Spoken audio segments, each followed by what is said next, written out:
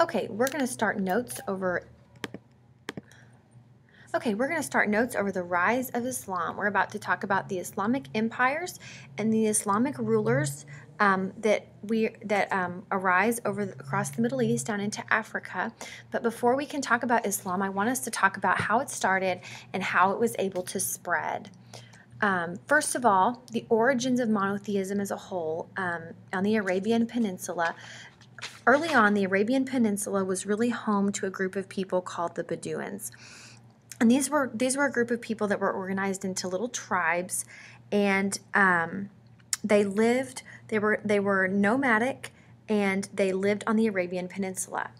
Eventually, the Arabian Peninsula becomes a place of trade, and trade routes start to carry goods as well as information across the Arabian Peninsula to parts of the West. And on this trade route, the city of Mecca becomes a stop. And the city of Mecca is on the Arabian Peninsula in current-day Saudi Arabia. Traders would stop at Mecca on the route at the Kaaba, which is a temple to worship gods, okay? And the Kaaba is kind of like, it became a place where many gods and many spirits, and it eventually becomes a home to about 360 idols from different tribes. So many people traveled to the Kaaba as their pilgrimage for their worship place.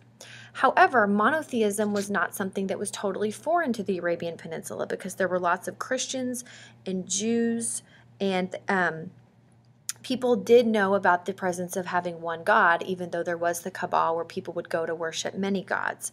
And the concept of believing in one God, or the word for God in the Islamic world, is Allah.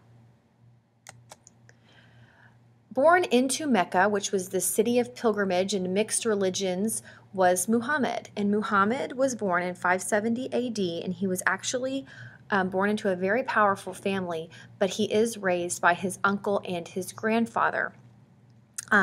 Muhammad begins working on the trade routes. He becomes a very wealthy businessman and a trader, and he actually becomes a business manager for Khadijah, who was a very wealthy businesswoman.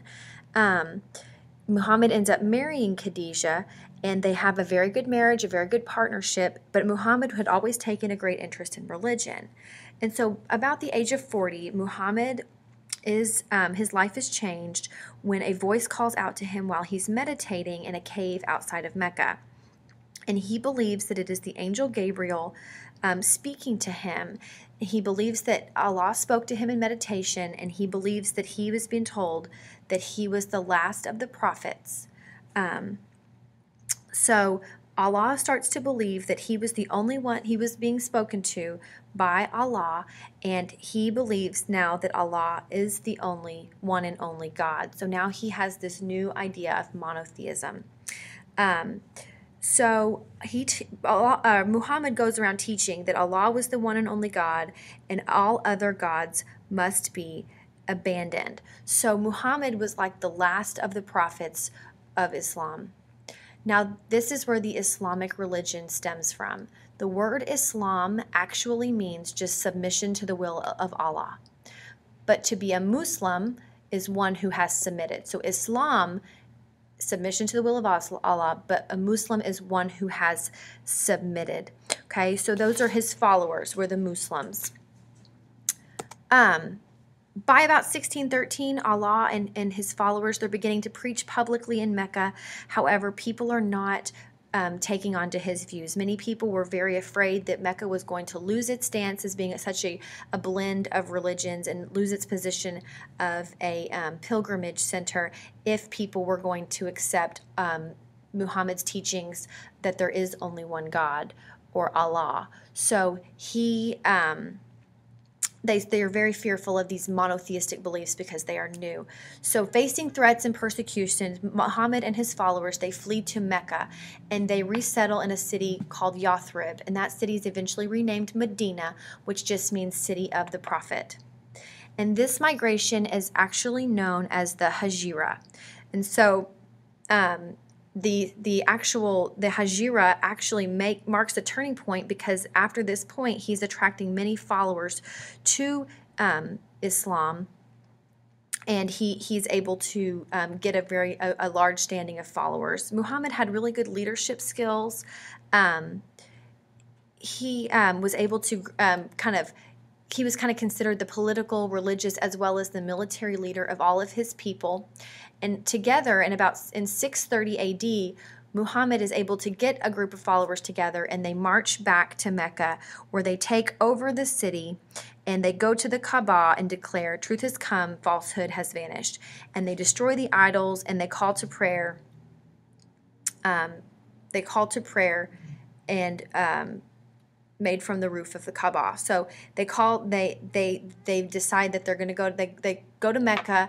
They're able to take over the city. They go to the Kaaba, destroy the idols, and then they pray in the Kaaba. At this point, many of the Meccas decide they're going to convert to Islam, and they join the Muslim religious community. Okay, some basics of the Islamic religion. Now that you know how it originated and how it was able to spread, some basics of the Islamic religion. First of all, the holy book of Islam is known as the Quran. Some basics of their fundamentals. They do believe there is one and only God, Allah.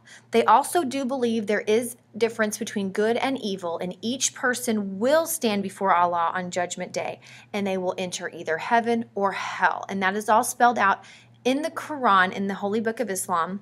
Also, the Islamic people are held to the 5 pillars. And this is kind of, these 5 pillars are just deeds that show the submission of the will of Allah. The first is faith, just showing that there is no God but Allah, that monotheism, that faith.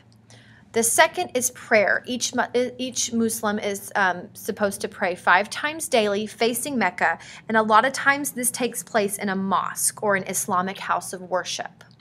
The third is alms. Alms is kind of like a religious tax or kind of like a social responsibility that would be given to the poor. Muhammad set the example that people are responsible to take care of the poor. The Muslim people are responsible to take care of the less fortunate or the poor, and they have to give alms. So this is part of the 5 pillars, is giving money to the poor. The fourth is fasting. During the Islamic holy month of Ramadan, Muslims fast. They don't eat anything or drink anything between dawn and sunset. So during the day, they fast. And that's just a reminder that there are more important things than food and material possessions. And the last is the pilgrimage or the Hajj to Mecca. And that is performed at least once in the lifetime of a Muslim, taking that trip to Mecca. Before there were technology and transportation like airplanes and trains and whatnot, that was more of a difficult task. But now that is more accessible. But if you think about it, some of these Muslim people who didn't have these airplanes and all of these different kinds of transportation had to make a very long, grueling journey, and it was often done. Muslims did believe that their whole purpose was to demonstrate the Quran and live according to the Quran. The Sunnah, or Muhammad's example of living, was kind of the best model for how to live as a Muslim. It just means Muhammad's example, and it just said the guidance of Muhammad is how the model for how the Muslims should live. Another thing that guided the Muslims was the Sharia, and that is the Muslim law that regulates moral conduct in business and community life. The Sharia encompasses all parts of the Muslim life. It doesn't. It encompasses moral life, business, community. It doesn't separate between religious law and community law. They're all together. So the Sharia is kind of a regulatory fact that brings all aspects of life together Now for your assignment on your paper, on your notes page, on the back, I want you to make a list of the ways that Christianity and Judaism are similar to Islam. What kind of characteristics do they share? We've kind of talked about it. We talked about it in your notes. Now I want you to tell me Judaism and Christianity, the 2 religions we talked about in the past, how are they similar to Islam? And I want you to be prepared to share this with me in class.